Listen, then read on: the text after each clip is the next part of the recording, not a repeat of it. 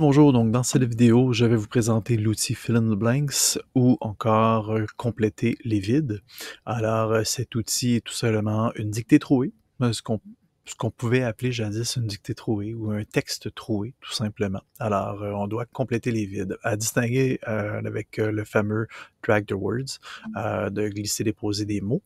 Donc, on ne glisse et dépose pas des mots, mais on complète plutôt les vides. Alors, pour avoir des exemples, on vient dans les détails. Alors, on peut voir tout simplement qu'il s'agit du grand classique, tout simplement.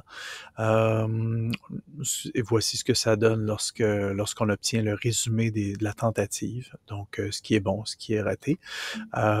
Même chose, juste prendre en considération ici ce que H5P considère comme étant les tips, donc les indices. Alors, on peut obtenir des indices lorsqu'on souhaite en paramétrer. Alors, c'est ce que ça donne, tout simplement.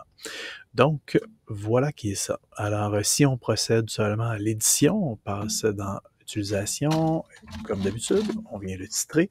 On peut, ici on dit on doit plutôt, donc compléter une description. Et par la suite, comme certains autres, ça vient nous, en fait, ça vient nous ça vient nous décrire comment paramétrer, voilà, la programmation de nos réponses.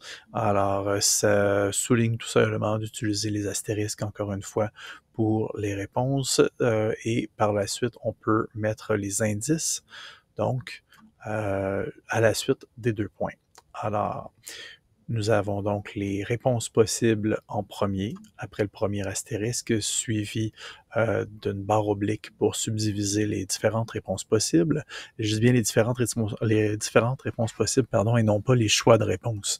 Donc, il ne s'agit pas d'une bande déroulante avec un choix multiple, mais bien de réponses possibles. Donc, si j'écris browser, ce sera bon. Si j'écris web browser, ce sera bon, tout simplement. Et par la suite, donc, suivi après les 2 points, on verra apparaître cet indice-là. Donc, si je vais par-dessus la zone d'indice. Donc voilà. Alors, lorsqu'on respecte tout simplement ces grandes consignes, on peut donc paramétrer le tout. On peut rajouter d'autres blocs de texte comme le H5P l'appelle.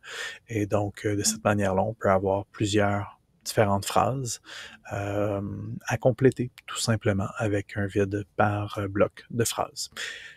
Si vous avez des questions, n'hésitez pas. Je vous souhaite une bonne fin de journée. Au revoir.